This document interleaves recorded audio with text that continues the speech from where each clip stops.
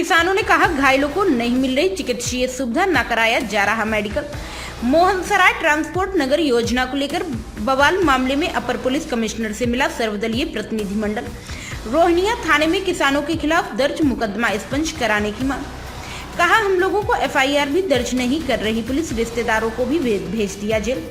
Mohansarai transport नगर योजना के विरोध में आंदोलनरत किसानों पर मंगलवार को लाठीचार्ज, पथराव और बवाल के दौरान किसानों की गिरफ्तारी और उनके खिलाफ पर मुकदमे को लेकर गुरुवार को सर्वदलीय नेताओं का प्रतिनिधिमंडल अपर पुलिस कमिश्नर संतोष सिंह से उनके कार्यालय में मिला। प्रतिनिधिमंडल ने उन्हें ज्ञापन सौंपकर किसानों के खिलाफ गंभीर धाराओं में दर्ज मुकदमे को स्पंज कराने की मांग की है। अपर पुलिस कमिश्नर को ज्ञापन बनगांव के किसान कृष्णा प्रसाद पटेल की ओर से दिया गया है। इसमें मोहनसराय ट्रांसपोर्ट योजना के तहत अब तक की स्थिति की संक्षिप्त जानकारी दी गई है। कहा गया है कि किसानों ने भूमि अधिग्रहण प्रक्रिया को हाईकोर्ट में चुनौती दी है। मामला अदालत में विचाराधीन होने के बावजूद मंगलवार को पुलिस और प्रशासनिक अफसर फोर्स के साथ मोहनसराय में जमीनों पर कब्जा लेने पहुंचे। किसानों ने विरोध किया तो उन्हें दौड़ा कर पीटा गया। पुलिस व पीएसी के जवानों ने घरों के दरवाजे तोड़ दिए हैं। महिलाओं और बच्चों को भी नहीं बख्शा गया। करीब 1 दर्जन किसानों की गिरफ्तारी कर उनके खिलाफ मुकदमा दर्ज कर जेल भेज दिया है। गौरतलब है कि मंगलवार को फोर्स के साथ पहुंचे बीडीए के अधिकारी व राजा तालाब एसडीएम के नेतृत्व में अधिग्रहित जमीनों पर कब्जे के लिए जेसीबी चलने लगी। किसानों ने विरोध किया तो झड़प के बाद मारपीट, लाठीचार्ज, पथराव से भगदड़ मच गई। इस दौरान कई किसानों और पुलिसकर्मी घायल हो गए। उधर किसानों की ओर से मोहनसराय ट्रांसपोर्ट योजना के तहत प्रशासन की कई खामियों को बताते हुए मुकदमा दायर किया हुआ है। बुधवार को हाईकोर्ट में इस मामले की सुनवाई हुई। अदालत में किसानों के पक्ष से अधिवक्ता ने बवाल के दौरान का वीडियो, फोटो आदि अदालत में प्रस्तुत किया है। अदालत ने दोनों पक्षों को सुनने के बाद इस मामले में स्थगन आदेश पारित कर दिया है। अपर पुलिस कमिश्नर से मिलने वाले प्रतिनिधिमंडल में कांग्रेस के प्रांतीय अध्यक्ष अजय राय, पूर्व सांसद राजेश मिश्रा, विजय शंकर पांडे, सपा नेत्री रेवू श्रीवास्तव, बनारस बार के पूर्व महामंत्री नित्यानंद राय, कांग्रेस के महानगर व जिला अध्यक्ष अपना दल के अलावा अन्य दलों के नेता और अधिवक्ता मौजूद रहे। अनिल अग्रहरी की रिपोर्ट। हो रहा है। अलावा कितनी जमीन है? 286 एकड़ जमीन है और जिस ढंग से 17 तारीख को हाई कोर्ट ने सुनवाई का समय तय किया और 16 तारीख को जिस ढंग से पूरे जिले का प्रशासन, पूरे जिले की पुलिस वहां पे जा करके किसानों पे जो दमन और अत्याचार की है, डकैती डालने का काम की है, चाहे वो जमीन पे हो, चाहे किसानों के घरों में घुस करके डकैती डाली गई है प्रधानमंत्री नरेंद्र मोदी के संसदीय क्षेत्र में। मैं प्रधानमंत्री नरेंद्र मोदी अगर सचमुच गरीबों के मसीहा हैं, जो कहते हैं पिछड़ों, मैं पिछड़ा हूं, अगर पिछड़ों के मसीहा हैं तो वहाँ पिछड़ों की लड़ाई है, वहाँ पटेल बिरादरी की लड़ाई है। पिछड़ों के साथ वो न्याय करे। मैं नहीं कह रहा हूँ कि प्रधानमंत्री जी वहाँ पे जाकर के कोई निर्णय दे दें, लेकिन अगर दमन हुआ है, महिलाओं के साथ छेड़खानी हुई है, महिलाओं का अस्मत के साथ अस्मत लूटा गया है, तो वहाँ पे न्यायिक जांच होनी चाहिए। मैं उत्तर प्रदेश के मुख्यमंत्री से मांग कर रहा हूं कि दूध का दूध, पानी का पानी उसी दिन हो जाएगा जिस दिन हाई कोर्ट का अगर कोई जज वहां पे जिस तरह से सुनवाई किया है और स्टे दिया हुआ है, और मुझे पूरी उम्मीद है कि 25 तारीख को किसानों के पक्ष में फैसला होगा, क्योंकि ये जो जिस ढंग से ये अर्जेंसी दिखा करके नाम काटे हैं, जिस तरह से बिना किसी आधार पे मुआवजा दिए, बिना किसानों की सहमति से जो 2012 में वहाँ पे मुआवजा दिए हैं और 2003 में इनाम काट दिए हैं, ये सारा संज्ञान लिया है। जिस तरह से महिलाओं पे दमन हुआ है वो हाई कोर्ट संज्ञान लिया है और 25 तारीख के जब किसानों का साक्ष्य कोर्ट में पेश होगा तो किसानों की अभी सेमीफाइनल हुआ है, फाइनल हम लोग 25 तारीख को राजेश मिश्रा जी, अजय राय जी और किसानों के नेतृत्व में लड़ेंगे। भैया क्या नाम है? आप लोग किसानों के साथ हैं क्या?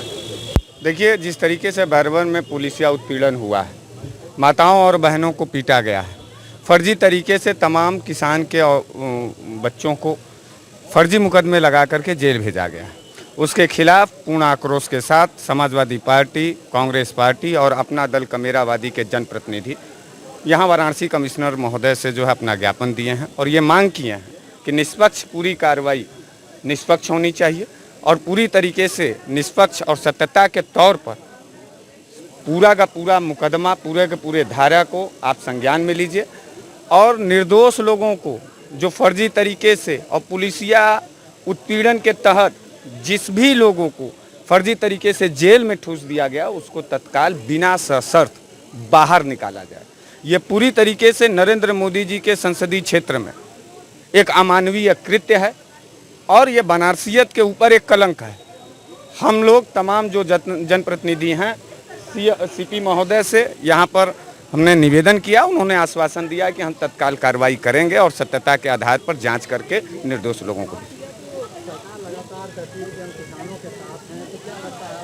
नहीं, नरेंद्र मोदी जी और योगी बाबा जी और उनकी पुलिस पूरी तरीके से किसानों की दुश्मन है। पूरी तरीके से आप दिल्ली में देखिए, किसान आंदोलन में 1000 लोग मार दिए गए।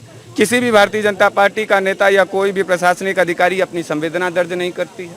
आप जाके देखिए, वहाँ अजय मिश्रा टेनी जो गृह राज्य मंत्री थे, उनका बेटा किसानों को जीप से रौंदता है, कोई बयान नहीं आता। और बनारस में बैरवन में जिस तरीके से किसानों का उत्पीड़न किया गया और उनको मारा पीटा गया, यहाँ तक कि बहन बेटियों को घसीट के मारा गया है, एकदम घसीट करके माँ बहन की गाली और दरवाजे तोड़ करके निकाले गए हैं लोगों से। यह अमानवीय कृत्य है, यह बनारस के परंपरा के खिलाफ है। हम इसके खिलाफ आए हैं, यहाँ बात किए हैं।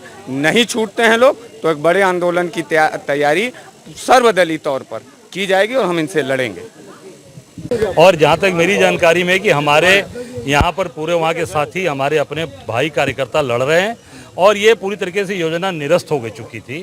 उसके बाद जबरदस्ती तरीके से ये देखिए, ये लगातार ये लोग संघर्ष किए और ये पूरी तरीके से जबरदस्ती तरीके से केवल प्रदेश और केंद्र की सरकार, मोदी जी का संसदीय क्षेत्र है ये, और वहाँ पर विभत्स तरीके से लड़कियों को, महिलाओं को पुरुष पुलिस ने मारा है और उनके साथ अत्याचार अन्याय किया जा रहा है और गलत तरीके से लोग उसमें वहाँ का पूर्व प्रधान चारों धाम की यात्रा पर अमरीश पटेल गया था, वो कल शाम को लौटा है, वो व्यक्ति भी नामजद है उसमें।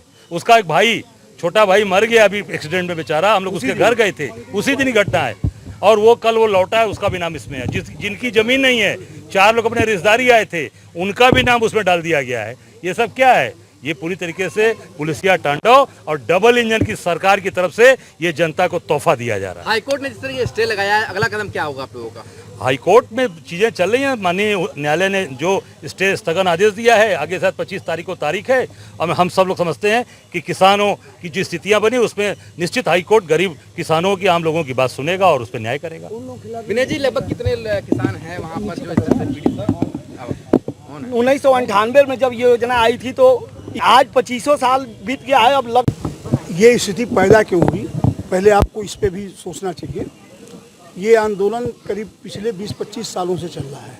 सरकार ने बहुत बार कोशिश की ज़मीन एक्वायर करने की, संयोग से मैं उसमें सांसद भी था, उसके पहले MLC भी था। ये तब का प्रकरण चल रहा है। अब 32% किसानों ने मुआवजा ले लिया था, बाकी 68% किसानों ने मुआवजा नहीं लिया।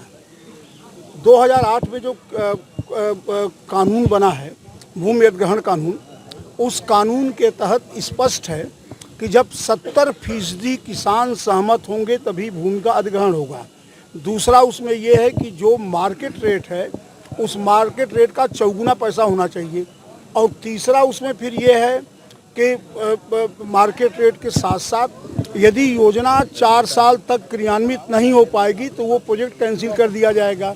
इन तीनों प्रकरण में, इन तीनों कानूनों में जो यहाँ का कानून जो ये प्रकरण है ये कहीं भी आता नहीं है। और इसमें जो सबसे बड़ी चीज़ ये है कि कल हाईकोर्ट में तारीख थी, परसों से जब प्रशासन ने ये लगातार कोशिश किया कि हम ज़मीन एक्वायर कर लें और हाईकोर्ट में ये कह दें कि हम ज़मीन पा चुके हैं और इसमें फैसला दिया जाए। असली मामला ये था परसों जो शुरू हुआ। परसों हमें मालूम हुआ, किसानों ने फ़ोन किया, हम खुद गए वहाँ, दिन भर हम लोग तहसील में थे, हम लोग धरने पे बैठे रहे। हम थे, मुन्ना राजी थे, संजीव सिंह थे, राजेश्वर पटेल जी थे, सारे लोग थे। अब जो सबसे बड़ी बात यह है कि कानून का उल्लंघन खुद सरकार कर रही है, प्रशासन कर रही है। और जिस तरह महिलाओं को पीटा गया है, जिस तरह बच्चों को मारा गया है, एक भी महिला पुलिस नहीं थी। मैंने तो अभी कहा है प्रशासन से कि आप पहले तो उन्हें छोड़िए, एक भी महिला पुलिस नहीं है, एक भी प्रशासन नहीं है और आप जबरदस्ती कब्जा कर रहे हैं। ज़मीन हम लोग किसी कीमत पर नहीं जाने देंगे। किसान जिस तरह लड़ रहा है उस तरह हम लोग आगे खड़े रहेंगे। लाठी चले गोली चले, पहले गोली हम लोगों पे लगेगी, उसके बाद किसानों पे लगेगी और ये ज़मीन कब्जा ये लोग नहीं कर पाएंगे।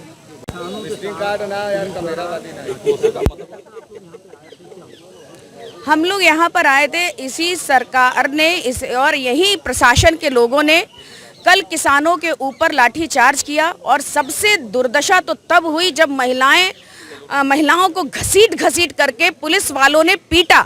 जब कोई महिला वहां पर पुलिसकर्मी नहीं थी तो महिलाओं को हाथ लगाने का अधिकार किसने दिया, ये इन पुलिस वालों से सवाल करना चाहिए। और दूसरी बात, जब वो किसान अपने हक के लिए, अपनी जमीन के लिए लड़ रहे हैं तो उनसे किस बात की जबरदस्ती की जा रही है।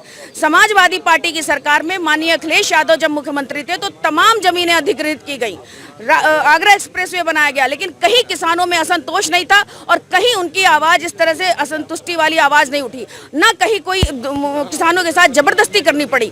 आज किसानों के साथ जबरदस्ती हो रही है, उनकी जमीन को उनका मुआवजा, उचित मुआवजा नहीं दिया जा रहा है और जमीन हड़पने के लिए प्रशासन की गुंडागर्दी की जा रही है वहां पर। ये इस मामले में तो हम लोग अभी यहाँ कमिश्नर साहब से मिलने आए। हमारी ये मांग है कि एक तो जो बंद किए गए हैं थानों में उनको छोड़ा जाए, वो जो किसान बंद किए गए हैं अपनी जमीन के लिए, अपने हक के लिए लड़ना अगर गुनाह है तो हम आवाज कैसे उठाएंगे, वो उनको छोड़ा जाए। और जिन महिलाओं को पुलिस वालों ने महिला पुलिस न रहने के बावजूद भी हाथ लगाया है, उनके साथ बदतमीजी की है, उनके खिलाफ कार्रवाई की जाए।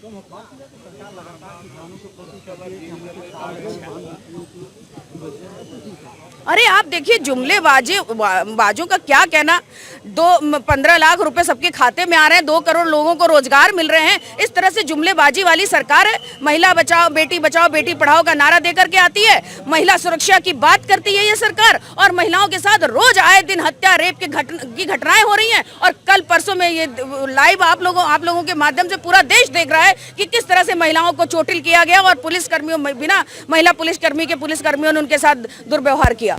तो ये पूरी सरकार जुमलेबाजी वाली सरकार है। सरकार की कोई नैतिकता यहाँ नहीं दिखाई दे रही है। सरकार कोई चुनाव लड़ना, चुनाव जीतना, कल बल छल सारे अपनाना, इस सरकार का आम आदमी के हित के लिए इस सरकार के पास कोई रोड मैप नहीं है। और जहां पर किसानों की बात करती है सरकार, आज किसान 7 महीना सालों धरने पर बैठे रहे, 700 किसान उसमें मर गए, और ये किसानों के हित की बात करने वाली सरकार है। आप उसी समय देख लीजिए, ये जमीन मतलब मुआवजा दे करके लेने में तमाम जमीनें ऐसी निकली हैं जहां बर्ड डेवलपमेंट के काम हुए हैं। इस तरह से नहीं कोई किसी सरकार में किसानों के साथ दुर्व्यवहार हुआ है। धन्यवाद।